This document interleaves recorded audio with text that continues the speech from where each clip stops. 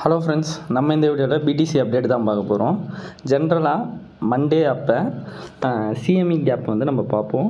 ஏன் சிஎம்இ கேப்னா, சிஎம்இன்றது வந்து Chicago mercantile exchange, one of the largest derivative exchange.